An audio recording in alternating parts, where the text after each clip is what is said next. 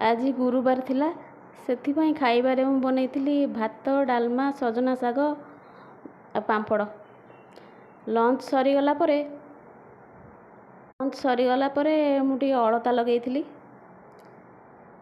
ବାହାରେ ଆଜି ବହୁତ ଖରା ଥିଲା, ବର୍ଷା କିଛି ନଥିଲା। ଡ୍ରେସ୍ ଫ୍ରେସ୍ ଯାହା ଶୁଖେଇଥିଲି ସବୁ ଶୁଖି ଯାଇଥିଲା। ସେଗୁଡ଼ା ଯାଇକିରି ସବୁ ନେଇ ଆସିଥିଲି। ସେଗୁଡ଼ା ସବୁ ଭାଙ୍ଗିକି ରଖିଦେଇଥିଲି ଡ୍ରେସ୍ ଫ୍ରେସ୍। ତାପରେ ବହୁତ ଦିନ ହେବ ମଗେଇଥିଲି ମେସୋରୁ ଗୋଟେ ଶାଢ଼ୀ, ଏପର୍ଯ୍ୟନ୍ତ ବି ଆସିନଥିଲା। କିନ୍ତୁ ଆଜି ଆସିଗଲା ଶାଢ଼ୀଟା। ଦେଖିବା ଶାଢ଼ୀଟା ଭଲ ପଡ଼ୁଛି କି ଖରାପ ପଡ଼ୁଛି। ଯଦି ଶାଢ଼ୀଟା ଭଲ ପଡ଼ିବ ତ ରଖିବା, ଯଦି ଭଲ ନ ପଡ଼ିବ, ଖରାପ ପଡ଼ିଲା, ତାହେଲେ ସେଇଟା ଆମେ ଫେରାଇଦେବା। ଶାଢ଼ୀଟା ଖୋଲିକି ଦେଖିଲି ସେଇଟା କେମିତି ପଡ଼ୁଛି, ଭଲ ଅଛି କି ଖରାପ ଅଛି।